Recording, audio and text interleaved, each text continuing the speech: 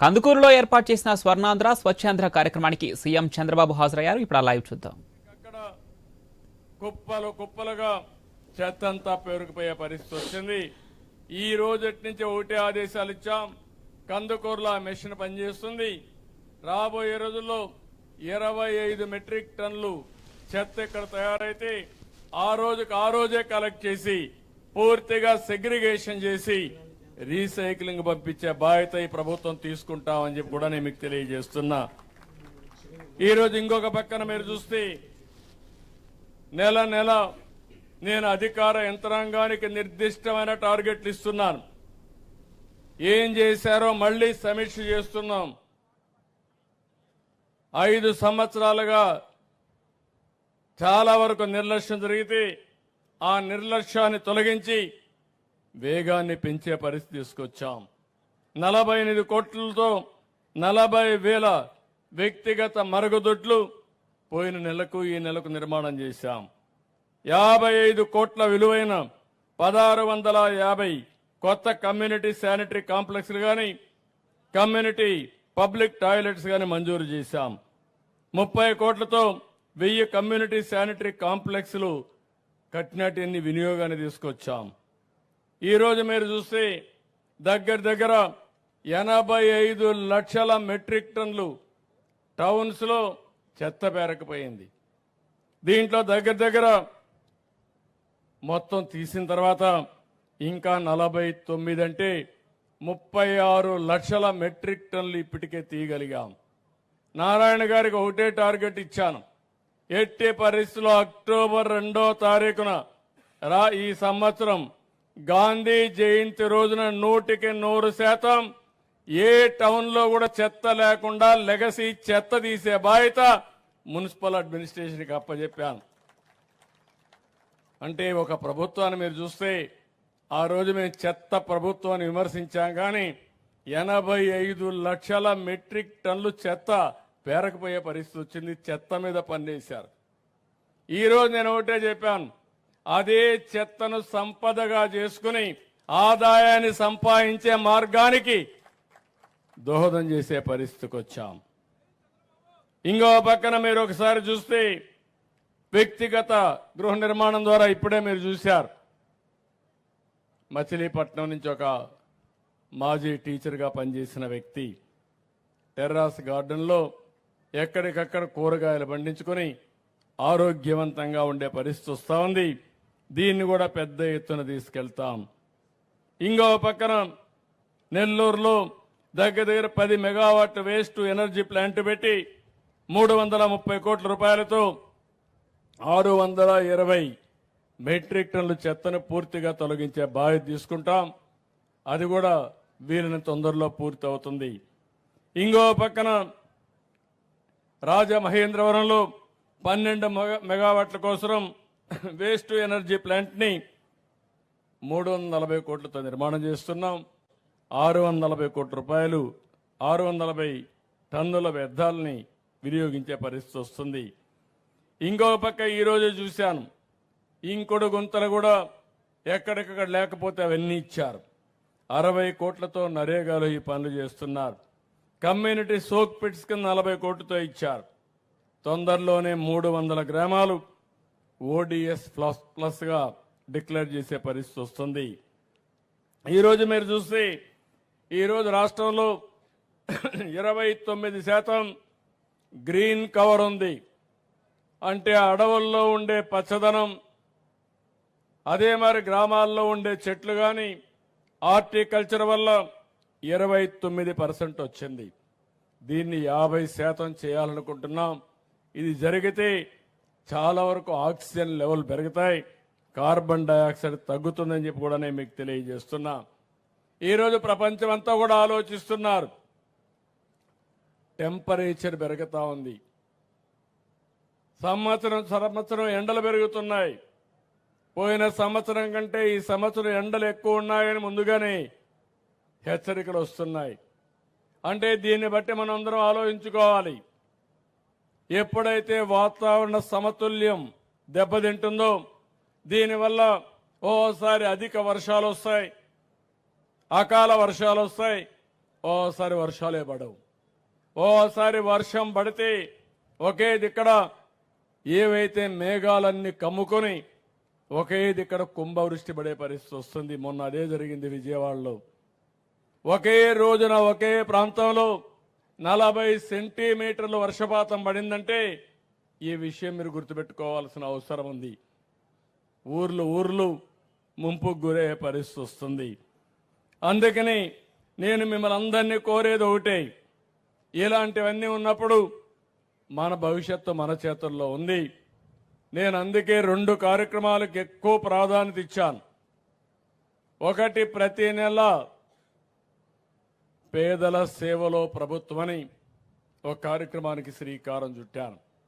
ఇన్ని ఇబ్బందులున్న పేదవాళ్ళందరికీ దగ్గర 64 లక్షల మందికి, వృద్ధులు గాని వితంతులకి 4,000 రూపాయలు పింఛను, దివ్యాంగులకు 6,000 రూపాయలు, కొంతమంది డయాలసిస్ ఇవన్నీ చేసుకుంటే 10,000, మంచం నుంచి లేలేకపోతే వేరే వాళ్ళ సహాయం కావాల్సి వస్తే 15,000 రూపాయలు, సంవత్సరానికి 33,000 కోట్ల రూపాయలు ఈ పేదవాళ్లకు సహకరించే విధంగా సంక్షేమ కార్యక్రమాలకు నాంది పలికిన ప్రభుత్వం, పింఛన్లు ఇచ్చే ప్రభుత్వం అని చెప్పి కూడా నేను మీకు తెలియజేస్తున్నా. అందుకే పేదల సేవలో అని పేరు పెట్టారు. ఆ రోజు అందరం కూడా మీ దగ్గరికి వస్తాం. పేదరిక నిర్మూలన ఏ విధంగా చేయాలని ఆలోచిస్తాం. నా ఆలోచన ఒకటి, డబ్బులుండే వాళ్ళకి సహకరించడం కాదు. డబ్బులుండే వాళ్ళకి 10 రూపాయలు వచ్చేది ప్రభుత్వ విధానాల వల్ల వస్తాయి, సంస్కరణ ఫలితాల వల్ల వస్తాయి. కొంతమంది ఏది కూడా చేయలేకుండా అవస్థపడతా ఉన్నారు. అలాంటి వాళ్ళకు సహకరించాల్సిన అవసరం ఉంది. అందుకే నేను ఒక జీరో పావర్టీ అన్నాను. ఎక్కడ పేదవాడు ఉంటే వాడికి అండగా ఈ ప్రభుత్వం ఉంటుందని చాలా స్పష్టంగా మీ అందరికీ హామీ ఇచ్చాను. ఏ కార్యక్రమం చేసినా పేదవాళ్ళని దృష్టిలో పెట్టుకుంటాం, అభాగ్యులను దృష్టిలో పెట్టుకుంటాం. ఎవరైతే ఇబ్బందుల్లో ఉన్నారో వాడికి అండగా ఈ ప్రభుత్వం ఉంటుందని చెప్పి కూడా నేను మీకు తెలియజేస్తున్నా. ఇది అయిన తర్వాత స్వచ్ఛ ఆంధ్రప్రదేశ్ని ఒక ఉద్యమంగా తీసుకుపోవడానికి ముందుకు పోతున్నాం. ఈరోజు మీరు ఒక్కసారి చూస్తే, నేను ముఖ్యమంత్రి అయిన తర్వాత ఇది 4వసారి నేను ముఖ్యమంత్రి అయ్యాను. ఈరోజు మీ దగ్గరకు వస్తే మీ ఉత్సాహం చూస్తే నాకు ఎక్కడ లేని ధైర్యం వస్తుంది. నేను చేసే పనులు కరెక్ట్గా చేస్తున్నానని ఒక నమ్మకం.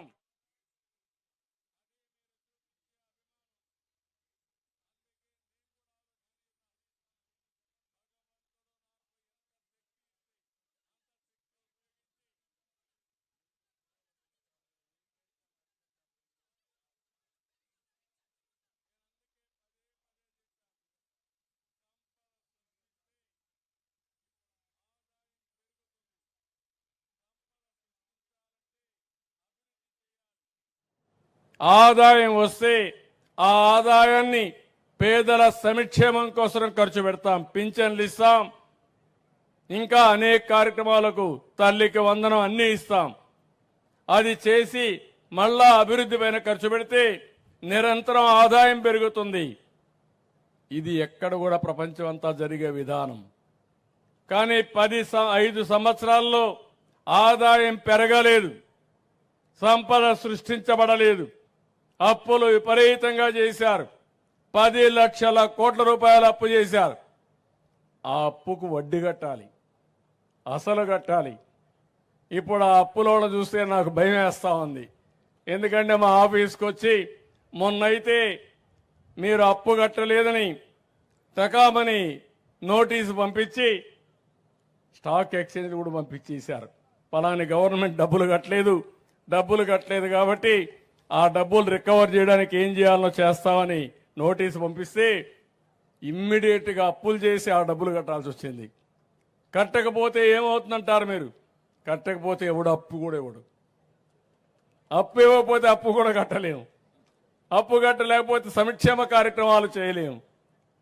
అది అందుకే ఒక ఇండస్ట్రీ కానీ ఏ వ్యక్తికి మీరు చూస్తే, మీరు తిరిగి అప్పు సకాలంలో కడతారంటే క్రెడిట్ రేటింగ్ ఉంటుంది, మళ్ళా అప్పు కావాలంటే ఇస్తారు. నేను మొన్న బ్యాంకర్స్తో మాట్లాడినప్పుడు చెప్పాను రైతులకి అందరికి కూడా ఎవరైనా సరే రెగ్యులర్గా అప్పు కట్టే వాళ్ళకి 15 నిమిషాల్లో డబ్బులు ఇస్తారు. మీరు ఇక్కడి నుంచి ఫోన్లో చెప్పేస్తే పేటిఎంలోని మీ పేమెంట్లోనే ఆటోమేటిక్గా డబ్బులు ఇచ్చే పరిస్థితి వస్తారు. అది క్రెడిబిలిటీకి ఉండే విశ్వసనీయత. అలాంటిది ఇప్పుడు నేను ఇది కట్టాలి, మళ్ళా సంపద సృష్టించాలి. అందుకే మీరు చూశారు 8 నెలలుగా ఎప్పుడూ జరగని అభివృద్ధి కార్యక్రమాలకు శ్రీకారం చుట్టాను. మొత్తం చేసేయాలని సంకల్పం ఉంది, పరిగెత్తాలని ఉంది. కానీ గల్లా పెట్టి మాత్రం సహకరించడం లేదు. కానీ పర్వాలేదు, నాకు నమ్మకం ఉంది. ఇది తాత్కాలికమైన ఇబ్బంది. ఆ ఇబ్బందిని అధిగమించే శక్తి నాకుందనేది నా అభిప్రాయం. అందుకే మీరు చూస్తే 5 సంవత్సరాలు ఒక తట్ట మట్టేయలేదు రోడ్డు మీద. నేను వస్తానే 1600 కోట్ల రూపాయలు ఖర్చు పెట్టి ప్రతి ఒక్క రోడ్లో కూడా గుంతలు లేని రోడ్లుగా తయారు చేశామంటే అది ఈ ప్రభుత్వం యొక్క దృఢ సంకల్పం. ఇప్పటికే 22,000 కోట్ల రూపాయలు పింఛన్లకు ఇచ్చాం, అన్న క్యాంటీన్లు పెట్టాం. మా ఆడబిడ్డలకు 1 కోటి మందికి దీపం కింద ఉచిత సిలిండర్ ఇచ్చే కార్యక్రమానికి శ్రీకారం చుట్టాను. నేనే ఆ రోజు హామీ ఇచ్చాను, నేనే మీకందరికీ దీపం పెట్టాను.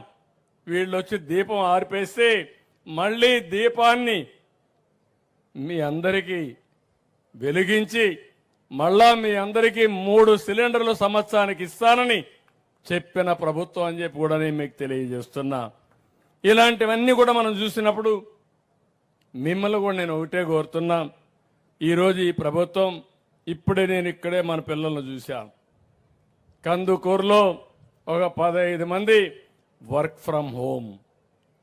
నేను ఎప్పుడో చెప్పాను, ఇంట్లో నుంచి చదువుకున్న వారు వేరే ప్రాంతాలకు పోకుండా ఇంటి దగ్గర కూర్చొని ఆడబిడ్డలైతే వంట కూడా చేసి, మగవాళ్ళైతే తల్లిదండ్రులకు వ్యవసాయంలో కూడా సహకరించి మీ ఇంట్లో కూర్చొని పని చేసుకుంటూ, ముసలి తల్లిదండ్రులు ఉంటే వాళ్ళని కూడా చూసుకుంటూ మీరు బ్రహ్మాండంగా ముందుకు పోయే పరిస్థితి వస్తుంది. ఇప్పుడు రాను రాను పనిచేసే పరిస్థితులు మారుతున్నాయి. తెలివితేటలుంటే పని మనల్ని ఎత్తుక్కుంటూ వస్తుంది. తెలివితేటలు లేకపోతే మనం అడుక్కున్నా మనకు ఉద్యోగాన్ని ఇచ్చే పరిస్థితిలో ఉండరు. ఈరోజు 95లో నేను ఐటీ మాట్లాడాను. ఆ రోజు నేను ఐటీ మాట్లాడితే ఈ పిల్లలందరూ దూసుకెళ్లే పరిస్థితికి వచ్చారు. ఇక్కడే కాదు, ప్రపంచం మొత్తం. ఒకసారి ఆనందం.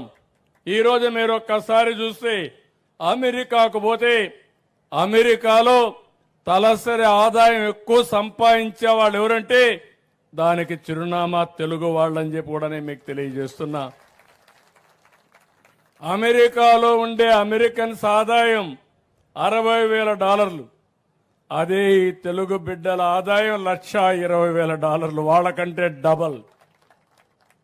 మొన్నటి వరకు మాట్లాడారు ఇంగ్లీష్ వస్తేనే ఉద్యోగాలు వస్తాయని. ఇంగ్లీష్ కాదు, నాలెడ్జ్ ఉంటే ఉద్యోగాలు వస్తాయి. నాలెడ్జ్ లేకపోతే ఇంగ్లీష్ నేర్చుకుంటాం కానీ నాలెడ్జ్ మాత్రం చదువుతోనే వస్తుంది. ఈ విషయం గుర్తుపెట్టుకోవాల్సిన అవసరం ఉంది.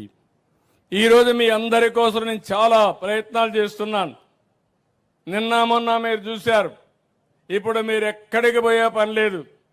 దర్జాగా వాట్సాప్లోనే మెసేజ్ పెడితే ఏ సర్టిఫికెట్ కావాలన్నా మిమ్మల్ని ఎత్తుక్కుంటూ వస్తుంది తప్ప మీరు ఎక్కడికి పోయే పరిస్థితి లేదు, అవసరం లేదు.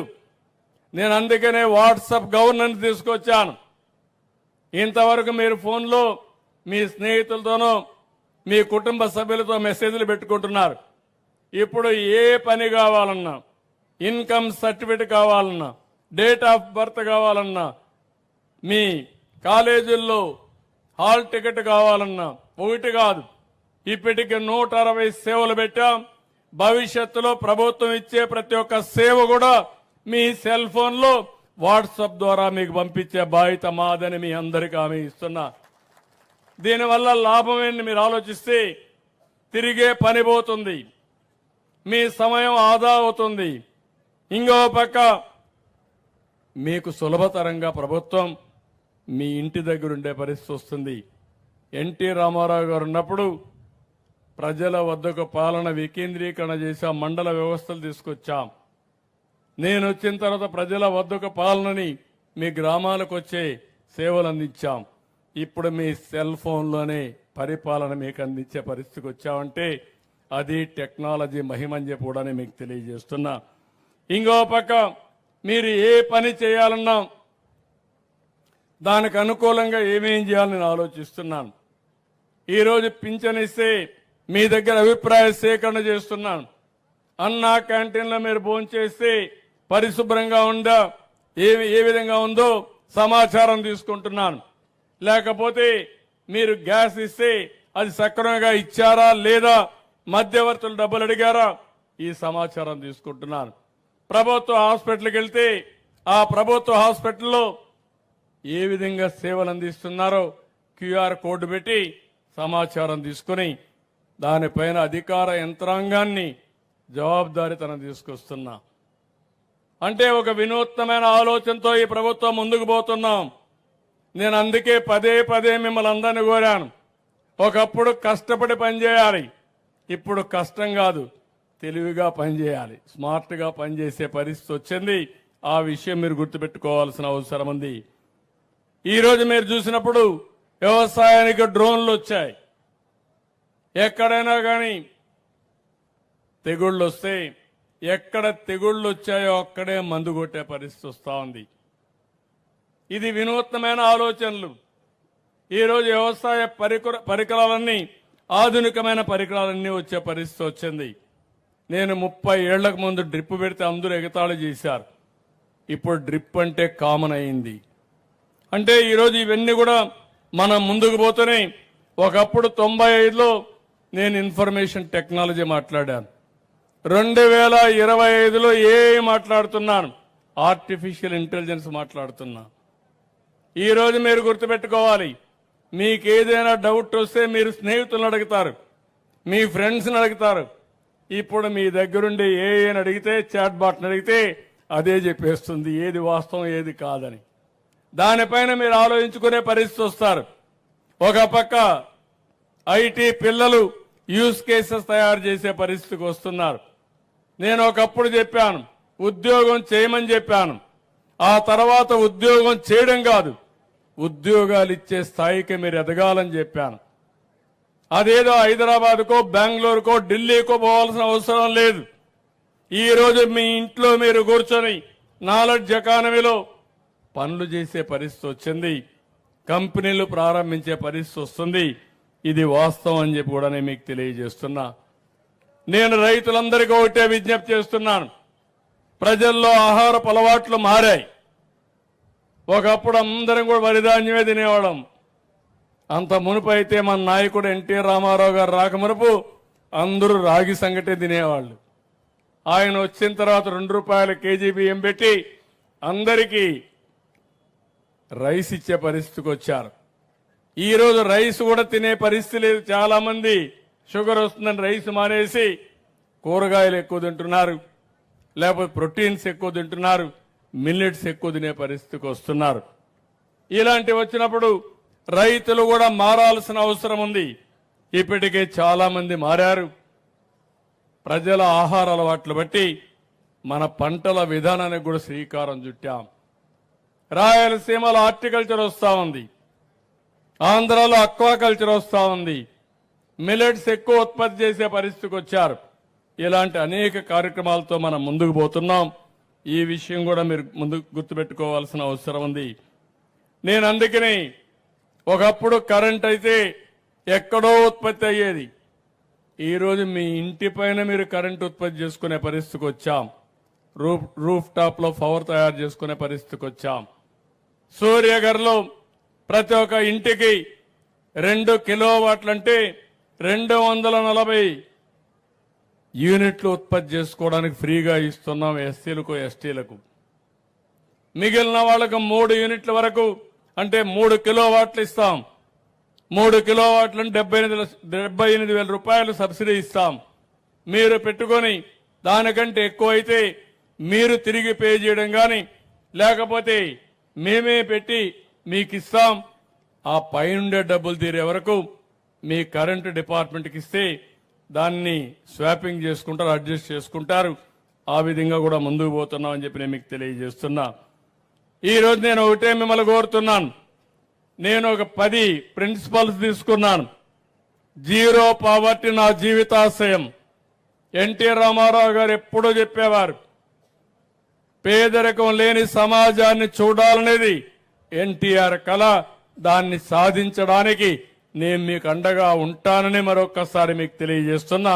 అందుకే ఈ సంవత్సరం P4 అనే పాలసీ తీసుకొచ్చి పబ్లిక్ ప్రైవేట్ పీపుల్స్ పార్ట్నర్షిప్ తో మీ ఆదాయాన్ని పెంచే విధానానికి, పేదలకు అండగా ఉండే విధానానికి శ్రీకారం చుడుతున్నాం. రెండవది ఉద్యోగాలు. ఉద్యోగాలు రావాలి. ప్రతి ఒక్కరికి పని ఉండాలి. పని ఉంటే మనం ఆరోగ్యం బాగుంటుంది, ఆదాయం వస్తుంది, మనిషి కూడా తృప్తినిస్తుంది. ఇప్పుడే ఒక టీచర్ని, బేగం గారిని మీరు చూశారు. ఆవిడ మాట్లాడినప్పుడు నేను దినానికి 3-4 గంటలు కష్టపడుతున్నాను, దీనివల్ల నాకు ఆనందంగా ఉంది. కొంతమంది అన్నా నాకు మానసిక వికాసం ఉంది, నాకు స్ట్రెస్ లేదు, ఏదో ఒక పని ఉందని చెప్పే పరిస్థితికి వచ్చింది. ఇది యథార్థం. అందుకని ఈరోజు పనికి కూడా నేను చూసింది, దీన్ని పెద్ద ఎత్తున ప్రోత్సహిస్తున్నాను. ఏదైతే ఈరోజు మీరు ఆలోచిస్తున్నారో వర్క్ ఫ్రం హోమ్ అనేది ఒక విధానం కావాలి. మీకు అవసరమైతే స్కిల్ డెవలప్మెంట్ కోసం ప్రత్యేకమైన శ్రద్ధ పెడతాం. కంపెనీలు కూడా తీసుకురావడానికి ప్రోత్సహిస్తాం. మీ ఇంట్లో మీరు కూర్చొని చదువుకున్న వాళ్ళు పనిచేసే విధానానికి శ్రీకారం చుడతామని చెప్పి కూడా నేను మీకు తెలియజేస్తున్నా. చాలా మంది ఆడవాళ్ళు ఉన్నారు. ఒకప్పుడు డాక్రా సంఘాలు పెట్టాను, పొదుపు ఉద్యమం నేర్పించాను. ఆ రోజు అందరూ నన్ను ఎగతాళి చేశారు. ఏంటి ఈ డాక్రా సంఘాలు ఏమైనా చేయగలుగుతారా, వీళ్ళు ఏం చేయగలుగుతారు అని అంటే, ఏం చేస్తారో చేసి చూపిస్తారని చెప్పాను.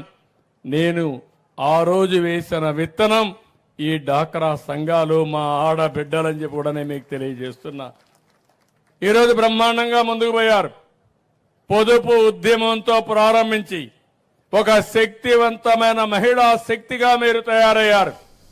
ఈ రోజు మీ అందరి శక్తిని మళ్లీ ఉపయోగించుకుని పెద్ద ఎత్తున మిమ్మల్ని చిన్న చిన్న పరిశ్రమలను ప్రోత్సహించి తద్వారా మీ ఆదాయం పెంచే కార్యక్రమం